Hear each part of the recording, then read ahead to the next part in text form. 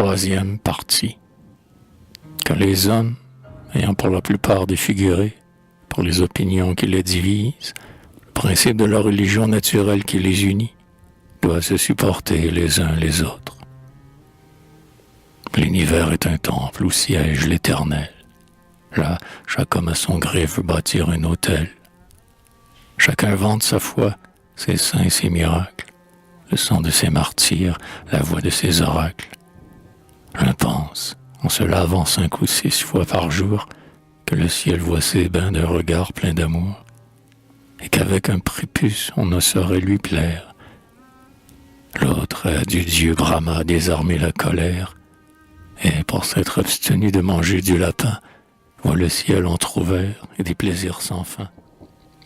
Tous traitent leurs voisins d'impurs et d'infidèles. Des chrétiens divisés, les infâmes querelles ont, au nom du Seigneur, apporté plus de maux, répandu plus de sang, creusé plus de tombeaux, que le prétexte vain d'une utile balance n'a désolé jamais l'Allemagne et la France. Un doux inquisiteur, un crucifix en main, au feu, par charité, fait jeter son prochain, et, pleurant avec lui d'une fin si tragique, prend, pour s'en consoler, son argent qu'il s'applique. Tandis que, de la grâce ardent se toucher, le peuple, en louant Dieu, danse autour du bûcher. On vit plus d'une fois dans une sainte ivresse, plus d'un bon catholique, au sortir de la messe, courant sur son voisin pour l'honneur de la foi, lui criait « Meurs, impie, ou pense comme moi ». Calvin et ses suppôts, guettés par la justice, dans Paris, en peinture, allèrent au supplice. Servet fut en personne immolé par Calvin. Si Servet dans Genève eût été souverain, il eût, pour argument contre ses adversaires, fait serrer d'un lacet le cou des trinitaires. Ainsi, d'Arminius, les ennemis nouveaux, en Flandre étaient martyrs, en Hollande bourreaux. D'où vient que, 200 ans, cette pieuse rage de nos aïeux grossiers fut l'horrible partage?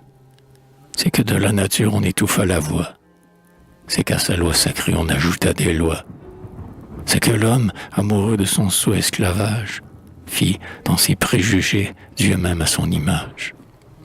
Nous l'avons fait injuste, emporté, vain, jaloux, séducteur, inconstant, barbare comme nous. Enfin, grâce en nos jours à la philosophie, qui de l'Europe au moins éclaire une partie, les mortels, plus instruits, en sont moins inhumains. Le fer est émoussé, les bûchers sont éteints. Mais si le fanatisme était encore le maître, que ces feux étouffés seraient prompts à renaître. On s'est fait, il est vrai, le généreux effort d'envoyer moins souvent ses frères à la mort. On brûle moins d'Hébreux dans les murs de Lisbonne. Et même le moufti, qui rarement raisonne, ne dit plus aux chrétiens que le sultan soumet. Renonce au vin, barbare, et crois à Mahomet. Mais du bon nom de chien, ce moufti nous honore. Dans le fond des enfers, il nous envoie encore. Nous le lui rendons bien, nous donnons à la fois. Le peuple est circoncis, vainqueur de tant de rois. Londres, Berlin, Stockholm et Genève. Et vous-même, vous êtes, ô grand roi, compris dans l'anathème. En vain, par des bienfaits signalant vos beaux jours, à l'humaine raison vous donnez des secours. Aux beaux-arts des palais, aux pauvres des asiles, vous peuplez les déserts, vous les rendez fertiles. De forts savants esprits jurent sur leur salut que vous êtes sur terre un fils de Belzébuth. Les vertus des païens étaient, dit-on, des crimes. Rigueur impitoyable, odieuse maxime, gazetier clandestin dont la plate accrotée donne le genre humain de pleine autorité. Tu vois d'un œil ravi les mortels, tes semblables, pétris des mains de Dieu pour le plaisir des diables. N'es-tu pas satisfait de condamner au feu nos meilleurs citoyens, Montaigne et Montesquieu?